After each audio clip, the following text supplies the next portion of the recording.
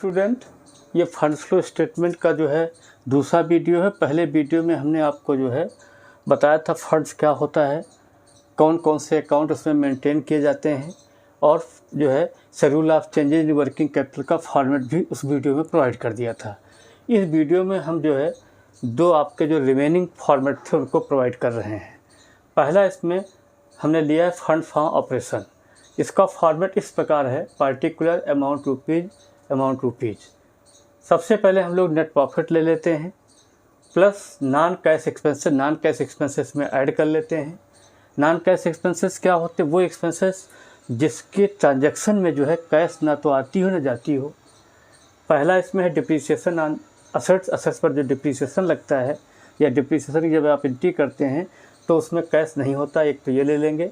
Goodwill return of का मतलब होता है पिछले साल गुडविल जो भी मान ली 50,000 थी, इस साल जो है 40,000 हो गई तो 10,000 रुपये आपका डिक्रीज इन वर्किंग कैपिटल होगा। ट्रांसफ़र टू जनरल रिजर्व भी ऐड कर लेते हैं, loss on sale of asset भी इसमें ऐड कर लेते हैं, ठीक है। इसके बाद जो है आपका जो है इन सब का टोटल लगा लीजिए। इसके बाद नॉन कैश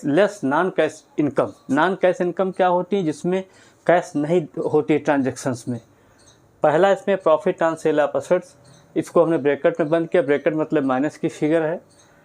टैक्स रिफंड भी आपका जो है एक प्रकार का नॉन कैश एक्सपेंसेस है, तो ये भी ब्रैकेट में बंद कर दिया। अब जब इन सबको आप एडजस्ट कर लेंगे, टोटल आपने जो ले लिया जो है उसमें से इसको घटा दिया, तो जो आएगा उसको हम फंड फ्रॉम ऑपरेशन बोलते हैं।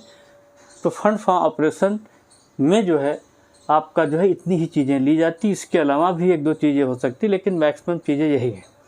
इसके बाद दूसरा हमारा जो स्टेटमेंट बनता है फंड फ्लो स्टेटमेंट है। इसमें आपका एक सोर्सेज होता है कॉलम, रुपीज़, एप्लीकेशन रुपीज़, मतलब कहाँ कहाँ से पैसा आया, कहाँ कहाँ पैसा गया, कहाँ कहाँ यूज हुआ, इससे रिलेटेड एक फॉर्मेट होता है। तो इसमें इशू ऑफ शेयर्स का मतलब होता है, मान लिया आपकी जो है पिछले साल आपकी 2 लाख शेयर्स थे, अब 3 लाख हो गए, तो इसको हम इशू बोलते हैं। इसी प्रकार इशू ऑफ डिबेंचर का मतलब 50,000 डिबेंचर थे, 1 लाख हो गए तो 50,000 बढ़ गए, तो यहाँ ले लेंगे। मतलब इशू का मतलब होता है पिछले साल जो भी शेयर्स या डिबेंचर थी, इस साल अगर बढ़ गए हैं तो इशू बोलते हैं। इसके बाद रेजिंग ऑफ लोन, बैंक से लोन लिया, वो भी आपका सोर्सेज का आइटम है। इसके बाद डिक्रीज इन वर्किंग कैपिटल, जो शेड्यूल ऑफ चेंजेस का हमने फॉर्मेट दिया था पिछले वीडियो में, अगर उसमें डिक्रीज इन वर्किंग कैपिटल दी है तो वो सोर्सेज का आइटम होता है, मतलब सोर्सेज साइड में दिखा देते हैं। इसके बाद सेल ऑफ एसेट्स, अगर कोई एसेट्स आपने बेची है उससे जो पैसा आता है वो आपका जो है सेल ऑफ एसेट्स, ये भी सोर्सेज का आइटम है। अब इन सबको जोड़ लेंगे तो आपका सोर्सेज साइड का जो है टोटल आ जाएगा। इसके बाद एप्लीकेशन में रिडम्पशन ऑफ डिबेंचर का मतलब होता है, मान लीजिए आपके 1 लाख रुपए के डिबेंचर थे, अब वो 25,000 हो गए हैं, मतलब 1 लाख का डिबेंचर था पिछले साल, वो 25,000 हो गया, तो 75,000 का रिडम्पशन हो गया, उसको दिखा देंगे। रिडम्पशन ऑफ प्रेफरेंस शेयर, मान लीजिए प्रेफरेंस शेयर आपके 50,000 थे, अब वो 10,000 हो जाते हैं, तो जितने घट गए वो आपके, मतलब रिडम्पशन का मतलब होता है वैल्यू कम होना, मतलब शेयर या डिबेंचर की वैल्यू अगर पिछले साल के अपेक्षा इस साल कम हो जाती है, उसको रिडम्पशन बोलते हैं।